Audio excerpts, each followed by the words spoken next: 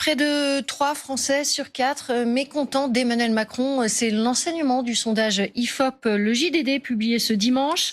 Pire encore, les très mécontents atteignent un niveau record, 47% de nos concitoyens, quasi la moitié finalement. C'est donc son 3e mois consécutif de chute.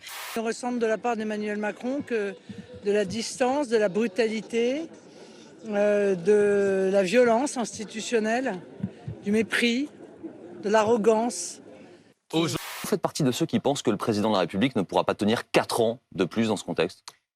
J'entends cela depuis 1981.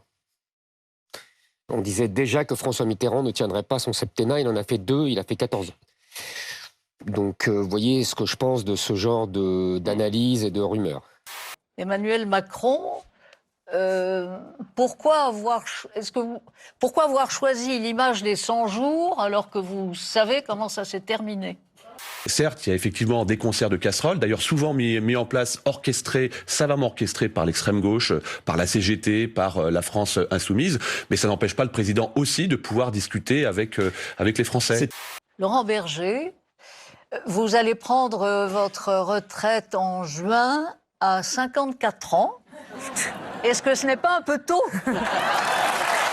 On a l'impression que le quinquennat est un peu en train de se terminer déjà. Il va faire des petits débats. On a vu quelques images tout à l'heure. Il est sur le terrain, il échange avec des gens. Une fois que les casseroles s'éteignent, il y a des gens qui sont d'accord et des gens qui ne sont pas d'accord, qui sont prêts à échanger avec lui. Alors, il y a Gérard Larcher également qui réagit dans les colonnes du Parisien. Ce matin, il parle de crise de confiance. Il essaye de donner quelques conseils au président de la République et il dit, voilà, il faut retrouver la proximité avec les Français, monsieur le président. Il ne fera pas en 100 jours ce qu'il n'a pas fait en 6 ans, dit Gérard Larcher ce matin. Est-ce que vous êtes d'accord avec ça ?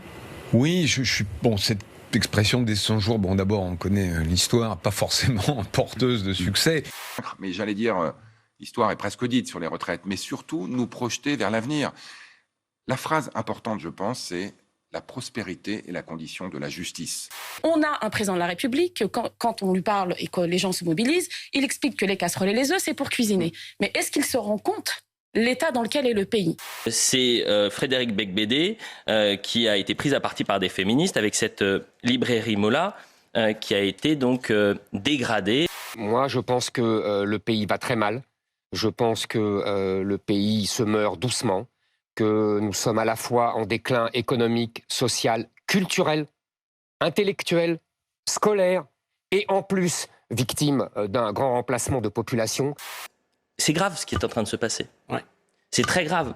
C'est la liberté d'expression qui est en jeu. Mais c'est un exemple parmi tant d'autres.